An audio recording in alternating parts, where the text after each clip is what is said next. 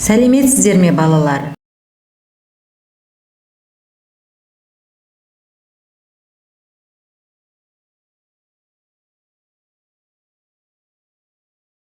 Мақсаты мәтіндегі астарлы ойды анықтау, көтерілген әлеуметтік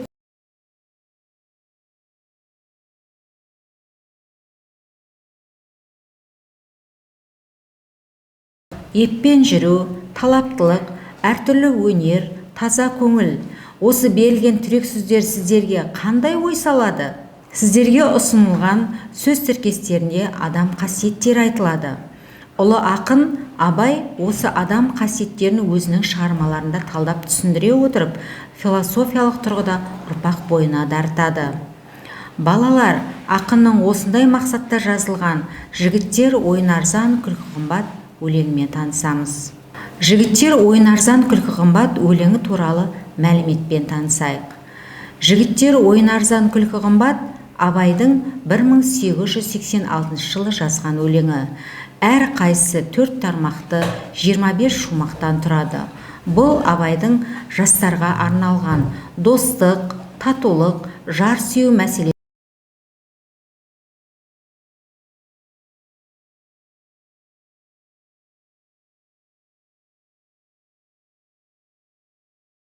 үй болуға жетіп қалған жастарға сөзін қаратып айтып, соларға татымды дос табу, жар таңдау, үй болу жайын толғайды. Өлең еркін әңгіме сұхбат түрінде құрылып, көбінесе жас жігіттерге айтылатын ақыл кеңес іспетті болып келеді.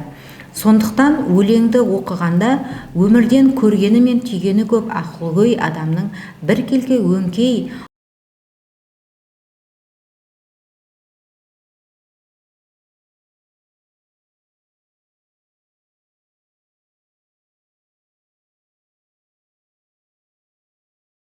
қалыптасқан дәстүрге жақын десек те,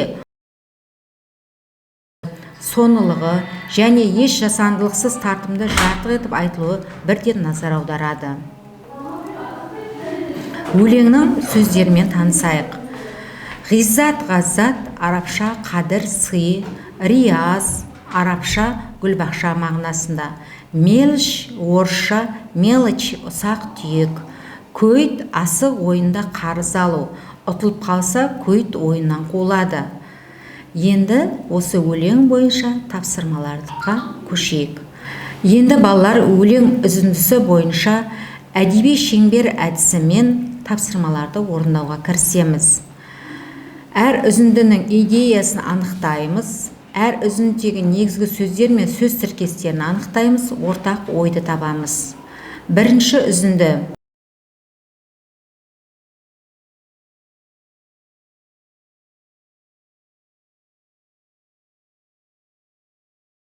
қылса сұхбат. Кейбір көңіл ұққанынша сөз мәнісін білерлік кейбіреу бар, абайлар әрбір сөзді өз халінше. Бұл бөліктің идеясы біріне бірі қарама қарсы екі құбылысты арзан мен қымбатты, сыр мен сымбатты қатар пайымдауды ұсынады.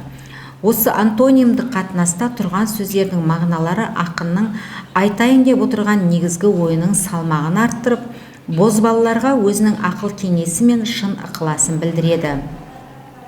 Және де бұл осы бөліктегі ойын арзан, күлкі қымбат, шын күлерлік, қылса сұхбат, сөз мәнісін білерлік деген негізгі сөздер мен сөз тіркестері кездеседі. Екінші үзіндіде бір жерде бірге жүрсең басын қосып, бірің сөйле сөзің тосып, біріңді бірің ғиззат құрмет етіс, тұрғандай бейне қорқып жаның шошып. Жолдастық, сұхбаттастық бір үлкен іс, оның қадірін жетес адам білмес. Сүйікті ер білген сырын сыртқа жаймас, артыңнан бұрауыз сөз айтып күлмес. Бұл үзіндінің негізгі идеясы жар таңдаудағы тұрақтылық пен өнерге, талаптылық сияқты жақсы қылықтардың керектігін шын көңілімен деген ұлы тілек, ұлы уайымын білдіреді.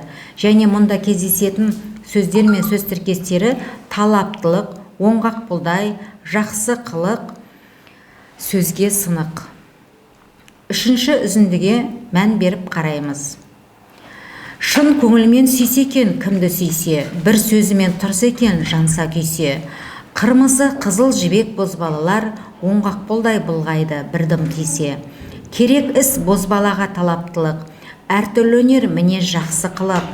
Кейбір жігіт жүреді мақтан күйлеп, сыртқа пысық келеді сөзге сынық.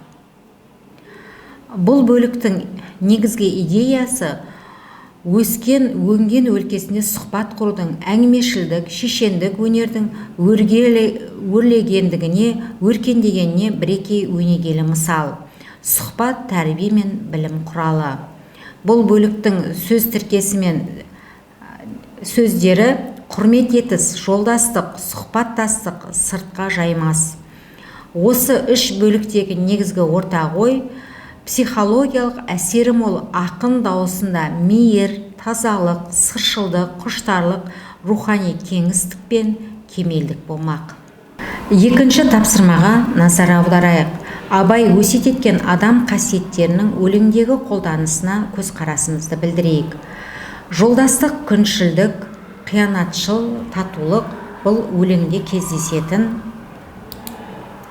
адам қасиеттері. Өлеңдегі қолданысы кемдікін қызық дәурен тату өткіз, жетпесе біріңдікін бірің жеткіз, күншілдіксіз тату бол, шын көңілмен қиянатшыл болмақты.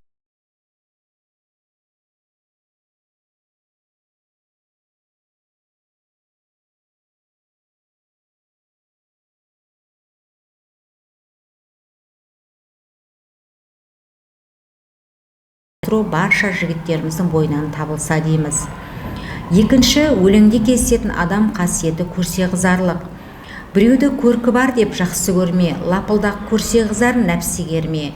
Әйел жақсы болмайды көркіменен, мінезіне көз жетпей көңіл бөлме. Сіздердің көзқарастарыңыз бен ықтимал жауап сәйкес келеді деп ойлаймыз. Жар таңдауда көрсе қызарлыққа салынбай, толқынын жүрегінің хаттай таныр өмірік жолдас табуды меңзейді. Үшінші, өлеңде кездесетін адам қасиеті ақылдылық, салақ, кербез. Өлеңдегі қолданысы ақыл керек, ес керек, мінез керек, ер ұялар іс қылмас қатын зерек. Салақ, олақ, ойнашшы, керім кербез, жыртаң-тыртаң қызылдан шыға дерек. Біздің көзқарасымыз, ықтимал жауабымыз, нені айтса да сөзің алмастай өткірін, уытысын қолданатындығына салақ, олақ, ойнашшы, керім кербез сөздерін мысалға келтіруге болады. Сөйтіп сүйікті ер жігіт болса екен деп ақылда есті, көркем мінезді жігіт бейнесін ұсынады. Төртінші, өлеңде кездесетін адам қасиеті жеңсікқойлық, жеңсік құмарлық. Өлеңдегі қолданысы көп жүрмек жеңсік қойлық, әлақ тозар, жаңғырар, жеңсік құмар жатқа қозар. Күнде көрген бір беттен көңіл қайтар, қыл еткізбес қылықты тамырш етер. Біздің көзқарасымыз жеңсік қойлық, жеңсік құмар дегендерден ада болып, ада сана сабырлығына бас ию, тұрлаулықты темір қазықтай тірек етуге шақырады. Енді осы сабағымызды бекіту тапсырмасы ретінде Попс формуласын орындаймыз. Бірінші сөйлем менің ойымша, екінші сөйлем себебі мен оны былай түсіндіремін, үшінші сөйлем мен оны мына фактілермен, мысалдармен дәлелдей аламын, соңғы сөйлем осыған байланысты мен мынадай қорытынды шешімге келдім. Сіздер тапсырманы орындады деп ойлаймыз, біздің ықтимал жауаппен салыстырып көрейік. Бірінші сөйлем менің ойымша, өлең жанды сыр сұхбат, ақыл қосу, жастардың ой санасын, көңіл сарайын көмірлетіп, оятып серпілту үлгісін